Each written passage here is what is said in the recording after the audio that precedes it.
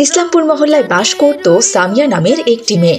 সামিয়া ছোট থেকে বেশ সুন্দরী ছিল, তাই তার উপর যেন কারো বদনজর না পড়ে, তাই বাবা মা সামিয়াকে 17 বছর বয়সে বিয়ে দিয়ে দেন। এই তো বেশ কিছুদিন হলো সামিয়ার বিয়ে হয়েছে। এবার শ্বশুর বাড়িতে সামিয়ার প্রথম রোজা।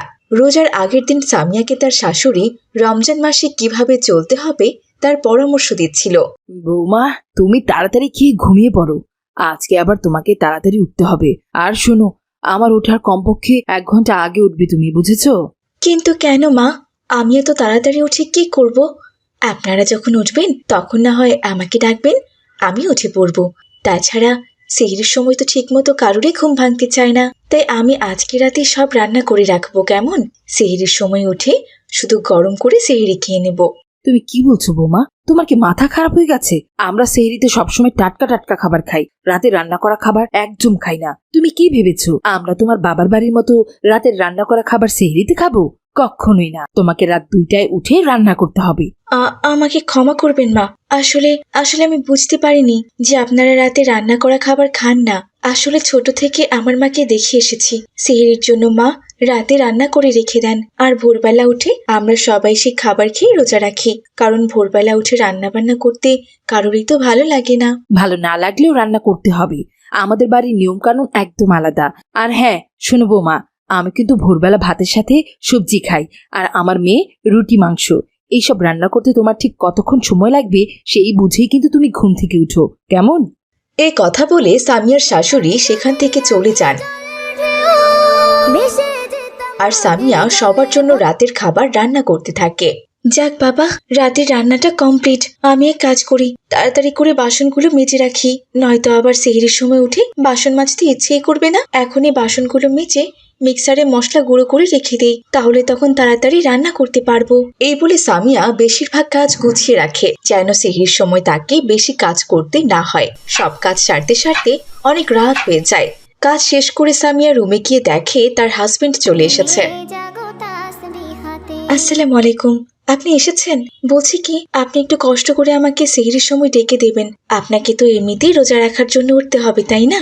তখন যদি আমাকে ডেকে দেন তাহলে আমি রান্নাটা সেরে ফেলতাম আর কি, আর আপনিও আমাকে একটু হাতে হাতে সাহায্য করতে পারতেন। এসব তুমি কি বলছো? তুমি কি পাগল হয়ে গেছো নাকি? আমি তোমাকে সাহায্য করব মানে? ওগুলো তো মেয়েদের কাজ। আর তাছাড়া আমাদের বাড়িতে শুধু আমার মা আর বোনই রোজা করে, আমরা বাবা ছেলে রোজা করি না, কারণ অফিসের জন্য অনেক দূর যেতে হয়। রোজা রেখে বাছে করে এত দূর যাওয়া কি সম্ভব? আমার খুব ঘুম পাচ্ছে, আমি ঘুমালাম, তুমি অ্যালার্ম দিয়ে রাখো। এই বলে শামীম ঘুমিয়ে পড়ল, আর সামিয়া সেহরির সময় ঘুম থেকে ওঠার জন্য 8-10টা অ্যালার্ম দিয়ে রাখলো। কেন জানি না আমার খুব ভয় করছে, অ্যালার্ম বাজার পর যদি আমি আবার অ্যালার্ম বন্ধ করে ঘুমিয়ে পড়ি তখন কি হবে? বাবার বাড়িতে তো মা সেহরির সময় চিৎকার করে করে ডেকে দিতেন, কিন্তু এটা তো আমার শ্বশুর বাড়ি, এখানেই তো সবার আগে আমাকেই উঠতে হবে। ইস, কি যে হবে তা আল্লাহই ভালো জানেন। এসব কথা ভাবতে ভাবতে সামিয়া বারবার ঘড়ির দিকে তাকায়। সারা রাত তার ঘড়ি দেখতে কেটে যায়। এক পর্যায়ে রাত 2টা-3টা বেজে যায়, আর সামিয়া উঠে সেহরির জন্য রান্না বান্না করা শুরু করে দেয়। এভাবে আমি কখনোই একা একা রান্না করিনি। সারা রাত ঘড়ি দেখতে দেখতে তো ঠিক মতো ঘুমোতেও পারিনি। আবার খুব ঘুম পাচ্ছে। কোনো মতে ভাত সবজি আর মাংস তো রান্না করলাম, এখন শুধু রুটি বানাতে হবে। কিন্তু রুটি বানাতে গেলে তো অনেক দেরি হয়ে যাবে। আমি বরং তানজিলাকে ডেকে নিয়ে আসি। তানজিলা যদি আটা গলিয়ে রুটিটা বানিয়ে দেয় তাহলে আমি দ্রুত রুটিগুলো সেঁকে নিতে পারবো। এই বলে সামিয়া তার ননদ তানজিলাকে ডাকতে যায়। সেই ঘরে তার ননদ আর শাশুড়ি একসাথে ঘুমিয়েছিলেন। তানজিলা, তানজিলা, তুমি একটু তাড়াতাড়ি ওঠো না, আর মাত্র অল্প কিছুক্ষণ বাকি আছে। যদি তুমি একটু কষ্ট করে রুটিগুলো বানিয়ে দাও তাহলে দ্রুত রান্নাটা শেষ হয়ে যেত। তানজিলা, শুনতে পাচ্ছ? এভাবে সামিয়া বারবার ডাকলেও তানজিলার ঘুম ভাঙে না। এদিকে তার শাশুড়ির ঘুম ভেঙে যায়। কি হলো বৌমা, তুমি এখানে এসে আমার মেয়েকে কেন ডাকছো? আর কি যেন বললে, আমার মেয়ে রুটি বানাবে, তাই না? তুমি কি পাগল হয়ে গেছো নাকি? আমার মেয়ে বাড়ি কোনো কাজই করে না। যাও, আর তাছাড়া ছেলেকে বিয়ে করিয়ে দিয়েছি যাতে আমাদের কোনো কাজ করতে না হয়। এখন যাও তো বাপু, তাড়াতাড়ি রুটি বানিয়ে আমাদের খেতে দাও। শাশুড়ির কথায় সামিয়ার অনেক মন খারাপ হয়, কিন্তু সে আর কথা না বাড়িয়ে তাড়াতাড়ি রান্নাঘরে যায়, আর দ্রুত রান্না শেষ করে শাশুড়ি আর ননদকে খেতে দেয়। উফ মা, তুমি আমাকে শুধু শুধু ডেকে নিয়ে এলে। তুমি তো জানো সেহরির সময় আমার কিছুতেই ঘুম ছাড়তে চায় না। আমার পক্ষে কোনো খাবার খাওয়া সম্ভব নয়। খুব ঘুম পাচ্ছে আমার। আমাকে দুটো খেজুর দাও। দুটো খেজুর খেলেই আমার সেহরি হয়ে যাবে। আরে তুই কি পাগল হয়ে গেলি নাকি? কাল প্রথম রোজা, আর তুই কিনা বলছিস মাত্র 2টা খেজুর খেয়ে রোজা রাখবি? তোকে খাবার খেতে হবে, নয়তো দুপুরবেলা খিদে পাবে আর তোর মাথাও ঘুরাবে। আয়, আমি তোকে খাইয়ে দিচ্ছি। একটু খাবার না খেলে শরীর খারাপ করবে মা, প্রেশারটা লো হয়ে যাবে। এই বলে সামিয়ার শাশুড়ি তানজিলাকে খাবার খাইয়ে দেয়। আমি আর খাবো না মা, আমার আর খেতে ইচ্ছে করছে না। মা, তুমি আসার সময় আমার ঘরে 1 বোতল পানি নিয়ে এসো, আর বেশি করে পানি খেয়ে ঘুমিয়ে পড়বো। খুবই ঘুম পাচ্ছে।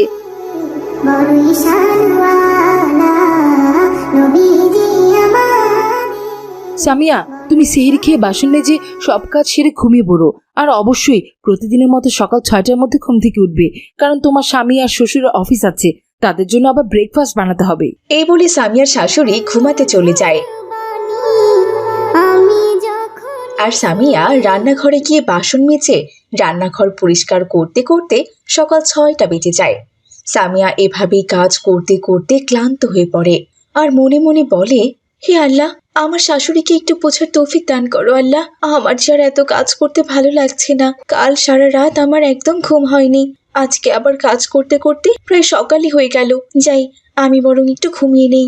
বাবারা তো 8টার দিকে অফিসে যাবেন। আমি 1 ঘন্টা ঘুমিয়ে তারপর না হয় রান্না করব।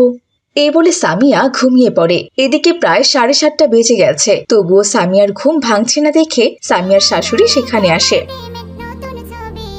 এ কি বৌমা, তুমি এতক্ষণ ধরে ঘুমাচ্ছ? তোমার স্বামী শ্বশুর সবাই না খেয়ে চলে যাবে নাকি? দুঃখিত মা, এমন ভুল আর কখনো হবে না। আসলে চোখটা একটু লেগে গিয়েছিল। অনেক ঘুম হয়েছে, আর ঘুমাতে হবে না। এবার যাও, বাড়ির সব কাজগুলো শেষ করো। ওদের খাবার বানিয়ে বাথরুমে ময়লা কাপড় চোপড়গুলো রাখা আছে, সেগুলো ভালো করে কেচে শুকাতে দাও। ঘরগুলো সুন্দর করে ঝাড়ু মুছে ফেলো কিন্তু। এরপর সামিয়া তার শাশুড়ির কথা মতো সব কাজ করতে থাকে। সামিয়া একটা ব্যাপার খুব ভালো করে লক্ষ্য করলো, তারা কোনো কাজ করে না, এমনকি কোনো কাজে সাহায্যও করে না, অথচ সব সময় তাকে দিয়ে বাড়ির সমস্ত কাজ করায়। এসব দেখে তার খুব খারাপ লাগে, কিন্তু এসব কথা তার স্বামীকেও বলতে পারে না এবং সে সহ্যও করতে পারে না।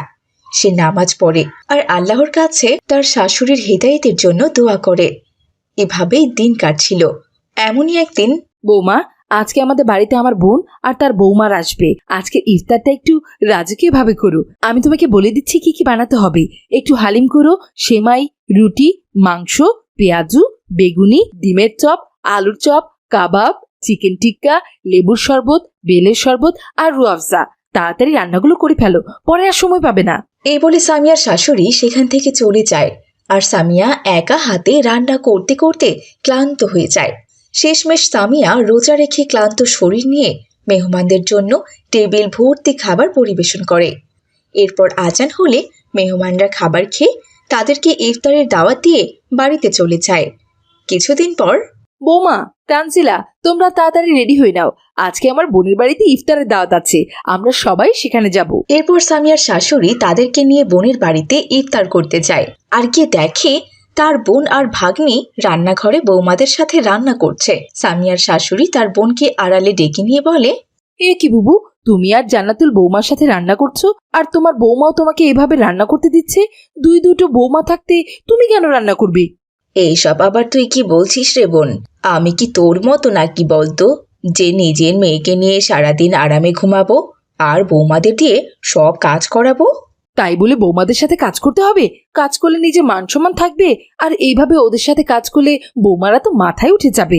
একটু টায়ার দিয়ে রাখলে হয় না? আমি আর আমার মেয়ে কোনো কাজই করি না, সারাদিন বৌমাই কাজ করে। রাতে সেহরি রান্না, ইফতারের সময় রান্না, সবটাই বৌমা করে, আমরা বসে বসে খাই। তুই তোর বৌমাকে দিয়ে সারাদিন কাজ করাস। ছেলেকে বিয়ে করেছি তো বাড়ি কাজ করা মানুষ নেই বলে, যদি আমরাই কাজ করি তাহলে ছেলেকে বিয়ে করে লাভ কি? তাছাড়া আমার ছেলের বউয়ের প্রতি তেমন কোনো নজরই নেই। এখানে আমরা সবাই মিলেমিশে কাজ করি, বুঝেছিস? রমজান মানে শুধু না খেয়ে থাকা নয়। রমজান মাস হচ্ছে বরকতের মাস, রহমতের মাস এবং আত্মশুদ্ধির মাস। এই রমজান মাসে এসে যদি আমরা আমাদের ভুলটা বুঝতে না পারি, তাহলে আর কখন বুঝবো বলতো? বাড়ির বউ মানে মেয়ের মতো, তাদেরকে এত কষ্ট দিতে নেই, বুঝেছিস? বাড়ির বউরাও তো মানুষ, তাই না? তাদেরও তো কষ্ট বলে কিছু আছে, মন বলে কিছু আছে। একা হাতে এত কাজ করা একজন মানুষের পক্ষে খুবই কষ্টকর হয়ে যায়। সারাদিন রোজা থেকে নামাজ পড়ে ক্লান্ত হয়ে যায় তারা। যদি তাদের একটু সাহায্য করি, তাহলে তো তাদের একটু শান্তি হয়, তাই না? সবাই মিলেমিশে কাজ করলে খুবই ভালো লাগে, তার সাথে ভালোবাসাও অনেক গুণ বেড়ে যায়। আর সেই সংসারে আল্লাহ তাআলার রহমতও বাড়ে। বুঝেছিস তুই? বোনের কথা শুনে সামিয়ার শাশুড়ি বেশ লজ্জা পায় এবং নিজের ভুলটা বুঝতে পারে। তুমি তো ঠিকই বলেছো বুবু, আমি তো কখনো এইভাবে ভাবিনি। আসলে আমি সামিয়ার প্রতি খুবই অন্যায় করেছি। আমি আর কখনোই সামিয়ার সাথে এমন করব না। এই তোমাদের কথা দিলাম, আমরা মিলেমিশেই কাজ করব। এরপর থেকে সামিয়ার শাশুড়ি আর কখনোই সামিয়াকে দিয়ে এত কাজ করাতো না। তারা সবাই মিলে সেহরি ও ইফতারের সমস্ত কাজ একসাথে করত। ইসলামপুর মহল্লায় আব্দুল্লাহ নামের এক দিনমজুর তার স্ত্রী ও মেয়ে মারিয়ামকে নিয়ে বসবাস করত। তারা গরিব হওয়ায় এবার ঠিকমতো রমজানের বাজার করতে পারেননি। আজ ইফতারে আমরা কি খাবো আয়েশা? কি আর খাবো, সেহরিতে অনেক ভাত বেঁচে গিয়েছিল, আর একটু তরকারিও আছে। এইগুলো দিয়ে না হয় আজকের ইফতারটা সেরে ফেলবো। সারাদিন রোজা রেখে বাসি খাবার দাবার খাওয়া কি ঠিক হবে? শুনেছি গ্রামের যুব সমাজ নাকি ফ্রিতে ইফতারের আয়োজন করা হয়েছে। আমি না হয় সেখান থেকে কিছু ইফতার নিয়ে আসবো। সারাদিন রোজা রেখে কি আর এসব ভাজা পোড়া খেতে ইচ্ছে করে? রোজ রোজ সব ভাজা পোড়া খেলে শরীর অসুস্থ হয়ে যাবে তো। আমরা গরিব মানুষ, আমাদের কি আর অত হিসাব করলে চলে বলো? যা কিছু জুটবে তাই তো খেতে হবে। আর যদি মহাজনের কাজের টাকাটা দিয়ে দিত তাহলে কি আর আমাদেরকে ওসব খাবার খেতে হতো? আহা বাবা, অত চিন্তা করো না তো। আজ না হোক কাল তো টাকা পেয়েই যাবে, তখন না হয় ভালো ইফতারের ব্যবস্থা করা যাবে। তাছাড়া তোমরা কোনো রকমে সেখান থেকে না হয় কিছু টাকা আমি তোমাদের দেবো বাজার করার জন্য। তোমরা শুধু নামাজ পড়ো আর আমার জন্য দোয়া করো, যেন আমি পড়াশোনা করে কিছু একটা করতে পারি। শুনেছি বাবা মায়ের দোয়া কখনোই আল্লাহ তাআলা ফিরিয়ে দেন না। তুই ঠিকই শুনেছিস মা, আমি তো সবসময় তোর জন্য দোয়া করি। দেখবি একদিন আল্লাহ তাআলা তোর মনের সব আশা পূরণ করবে। আচ্ছা বাবা, ঠিক আছে, থাকো তোমরা, আমি স্কুলে গেলাম। এই বলে মারিয়াম স্কুলের উদ্দেশ্যে বের হয়। বাসা থেকে মারিয়ামের স্কুলের দূরত্ব প্রায় 5 কিলোমিটার। তাই মারিয়াম রিকশায় করে স্কুলে যাচ্ছে। মারিয়াম ক্লাস 8-এ পড়ে। সে তার বাবাকে আর্থিকভাবে সাহায্য করার জন্য বাড়ির আশপাশে থাকা ছোট ছোট বাচ্চাদের প্রাইভেট পড়ায়। বাচ্চাদের প্রাইভেট পড়িয়ে মারিয়াম যে টাকা পায় সবটাই সে তার বাবাকে দিয়ে দেয়। মারিয়াম খুব ব্রিলিয়ান্ট স্টুডেন্ট হওয়ায় তার বাবা মা তাকে খুব ভালোবাসতো। রিকশাওয়ালা মারিয়ামকে তার স্কুলের সামনে নামিয়ে দেয়। মারিয়াম রিকশা থেকে নেমে রিকশাওয়ালাকে টাকা দিতে দেখে বড় লাল গাড়ি থেকে তার অহংকারী বান্ধবী রুমা নামছে। হাই মারিয়াম, ইস তুমি রোজ রোজ কত কষ্ট করে রিকশায় করে আসো বলো তো? আচ্ছা, তুমি যে এত বড় একটা স্কুলে রিকশায় করে আসো আর বাকিরা যে কারে করে আসে, তাতে তোমার খারাপ লাগে না? না তো, খারাপ লাগবে কেন? স্কুলে আসলেই তো হলো। সে আমি হেঁটে আসি আর রিকশায় আসি, তাতে কার কি আসে যায় বলো? তাছাড়া আমি তো তোমাদের স্কুলে স্কলারশিপ পেয়ে এসেছি, যেটা অন্য কেউ পায়নি। সবাই আমাকে অনেক সম্মান করে আর ভালোবাসি। আলহামদুলিল্লাহ, আমি তাতেই খুব খুশি। যাই হোক, তুমি আজকে রোজা রাখোনি রুমা? ওহ জাস্ট কাম অন, তুমি তো জানোই আমি একদম রোজা রাখতে পারি না। ছোটবেলায় আম্মু আমাকে অনেকবার রোজা রাখার জন্য জোর করেছিল, বাট আমি রোজা রাখার নাম করে চুপি চুপি খাবার খেতাম। সেটা আমার আম্মু টেরই পেত না। আর এখন তো আমি বড় হয়ে গেছি, আমি যা বলি আমার বাসায় তাই হয়। আমাকে কেউ কোনো কিছু করতে বাধ্যই করে না। তবু আমি বাবার কথা রাখতে প্রথম কয়েকটা রোজা রেখেছি, কিন্তু আজ তো আমার জন্মদিন, তাই আমি রোজা রাখিনি। যাই হোক, চলো, আমাদের ক্লাসে দেরি হয়ে যাচ্ছে। তারপর তারা দুজনে ক্লাসে চলে যায়। তখনই ক্লাসে রাজু স্যার আসেন। তো বাচ্চারা, কালকে তো আমি তোমাদের ইতিহাস পড়িয়েছিলাম। যে কয়টা পৃষ্ঠা পড়িয়েছিলাম তার মধ্য থেকে আমি এখন প্রশ্ন ধরব। রোমা, তুমি দাঁড়াও, বলো তাজমহল কোথায় অবস্থিত এবং তাজমহল কে নির্মাণ করেছিলেন? স্যার, তাজমহল তো ভারতের উত্তরপ্রদেশে অবস্থিত। হ্যাঁ, উত্তরপ্রদেশে অবস্থিত, কিন্তু উত্তরপ্রদেশে তো অনেকগুলো শহর আছে, নির্দিষ্ট করে নাম বলতে হবে। আমি কিন্তু কালকে এগুলো সব পড়িয়েছি। স্যার, তাজমহল কোথায় অবস্থিত সেটা তো আমার মনে নেই, তবে তাজমহল আকবর নির্মাণ করেছিলেন। রুমার এমন উত্তর শুনে পুরো ক্লাস হো হো করে হেসে উঠল। সামনের মাসে তোমার পরীক্ষা, আর এখন তোমার পড়াশোনার এই অবস্থা। মরিয়ম, তুমি আমার প্রশ্নগুলোর উত্তর দাও তো। জি স্যার, তাজমহল আগ্রায় অবস্থিত। এটি সম্রাট শাহজাহান তার স্ত্রীর স্মৃতিচারণে নির্মাণ করেছেন। মাশাল্লাহ, একদম সঠিক উত্তর। দেখেছো রোমা, তুমি রোজ রোজ গাড়িতে করে আসো বলে তুমি সবাইকে তুচ্ছ করে কথা বলো, অথচ ক্লাসে তুমি একটা পড়াও পারো না। আজকে আবার দেখলাম তুমি তোমার বাবার ফেসবুকে ছবি দিয়েছো আর লিখেছো তোমার নাকি জন্মদিন। সবাই আবার তোমার পোস্টে বেশ ভালো লাইক কমেন্টস করেছে। এই রমজান মাসে আবার তোমাকে জন্মদিনের ছবি ছাড়তে হবে ফেসবুকে? এই একটা মাস অন্তত পক্ষে তুমি ভদ্রভাবে থাকতে পারো। স্যার, আপনি কি যে বলেন না, মার্চ মাসে আমার জন্মদিন। আর যদি মার্চ মাসে রোজা হয় তাহলে আমার কি দোষ বলুন তো? রোজা পড়ে কি আমি আমার জন্মদিন পালন করতে পারবো না? জন্মদিন আবার পালন করার কি আছে? জন্মদিন আসলে তো আমাদের শোকাহত হওয়ার কথা, কারণ আমাদের জীবন থেকে একটা বছর চলে যাচ্ছে। তার মানে আমরা দিন দিন কবরের দিকে ধাবিত হচ্ছি। গত একটা বছরে আমরা আল্লাহ তাআলাকে কতটুকু ডাকতে পেরেছি নিজেরাই জানি না। ওদিকে কবরের জীবন আমাদের জন্য মুখিয়ে আছে। বয়স বাড়ার সাথে সাথে আমাদের জীবনের সময়ও ফুরিয়ে আসছে, অথচ আমরা এগুলো ভাবতেই চাই না, শুধু আনন্দ করতে চাই। অথচ ইসলামিক দৃষ্টিকোণ থেকে জন্মদিন পালন করা হারাম। স্যার, আপনি আমাকে কি ভেবেছেন বলুন তো? আমি কি ইসলামিক কোনো জ্ঞান রাখি না? অবশ্যই রাখি।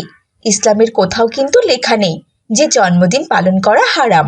হ্যাঁ, এটা ঠিক যে কোথাও লেখা নেই জন্মদিন পালন করা হারাম। তবে কেক কেটে মোমবাতি জ্বালিয়ে খ্রিস্টানদের কালচার অনুসরণ করে জন্মদিন পালন করা অবশ্যই হারাম। তুমি তোমার জন্মদিন উপলক্ষে আজকে রোজা রাখতে পারতে, পূর্বে করা সব পাপের জন্য আল্লাহ তাআলার কাছে ক্ষমা চাইতে পারতে, আর ইফতারের সময় বাসায় বাবা মার সাথে ভালো খাবার খেতে পারতে।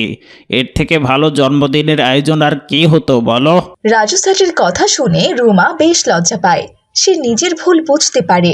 সরি স্যার, আমার ভুল হয়ে গেছে। আমি এখন থেকে আর কখনোই জন্মদিন পালন করব না। সামনের বছর যদি আমার জন্মদিন রমজান মাসে হয় তাহলে আমি অবশ্যই রোজা রাখবো। এভাবেই ক্লাস শেষ হয়ে যায়। মারিয়াম স্কুল শেষ করে তার বাড়িতে এসে দেখে বাচ্চারা তার জন্য অপেক্ষা করছে। সেখানে একজন বাচ্চার গার্ডিয়ান এসেছে। আসসালামু আলাইকুম আন্টি। ওয়ালাইকুম আসসালাম। এই নাও মারিয়াম, এই মাসের বেতন। আর হ্যাঁ, পরশুদিন ইফতারের পর আমাদের বাড়িতে তোমার দাওয়াত রইল, এসো কিন্তু। ইফতারের পর কিসের দাওয়াত আন্টি? আসলে পরশুদিন তোমার ছাত্রী মিলির জন্মদিন, তাই ভাবছি রমজানের পর যেহেতু মেয়েটার জন্মদিন পড়েছে, ছোটখাটো একটা কেক নিয়ে জন্মদিন পালন করব। মিলিরও কেক কাটার খুব শখ, তাই আর কি বেশ কয়েকজনকে দাওয়াত করেছি। মাফ করবেন আন্টি, আমি হারাম কোনো অনুষ্ঠানে যেতে পারবো না। তাছাড়া আপনি কি জানেন জন্মদিন পালন করা হারাম? তা তো জানি, কিন্তু বাচ্চাটা যে খুব জেদ করছে কেক কাটার জন্য, তাই ভাবছি এবার ছোট্ট করে একটা জন্মদিন পালন করব। আন্টি, আর যদি আপনি মিলির জেদের জন্য জন্মদিন পালন করেন তাহলে তো ও প্রতি বছরই এমন জেদ করবে আর এইসব কালচারে অভ্যস্ত হয়ে যাবে। এখন তো ও অনেক ছোট, ওকে আপনারা যা বোঝাবেন তাই বুঝবে। আমরা সবাই জানি জন্মদিন পালনে কোনো বরকত নেই, বরং এতে অনেক ক্ষতি রয়েছে। আপনি চাইলে ওর জন্মদিন উপলক্ষে যাদেরকে দাওয়াত দিয়েছেন তাদের সবাইকে ইফতার করাতে পারেন। একসাথে ইফতার করা সুন্নত। ঠিক আছে মারিয়াম, তুমি খুব ভালোই পরামর্শ দিয়েছ, তাহলে আমি তাই করব। ইফতারের সময় বাসায় এতগুলো বাচ্চা আর মেহমান দেখে মিলি নিশ্চয়ই খুব খুশি হবে। আমি এখন থেকে ওকে হারাম কোনো জিনিসের উৎসাহ দেব না। আল্লাহ তাআলা আমাদের সন্তানের মঙ্গল করুক। এই রমজান মাস উপলক্ষে আমার সন্তানের উপর থেকে সকল মুসিবত দূর করে দিক, আমিন। এই বলে রূপা মারিয়ামের কাছ থেকে বিদায় নিয়ে চলে যায়। দেখতে দেখতে মিলির জন্মদিন চলে আসে। সেদিন সবাই ইফতারের পর মিলির বাসায় আসে। বাড়িতে এত বাচ্চা আর মেহমান দেখে ছোট্ট মিলি ভীষণ খুশি হয়ে যায়। তো বন্ধুরা, আমরা যেন সবসময় এভাবেই সবাইকে হালাল কাজের জন্য পরামর্শ দিতে পারি। আল্লাহ তাআলা আমাদের সেই তৌফিক দান করুক, আমিন।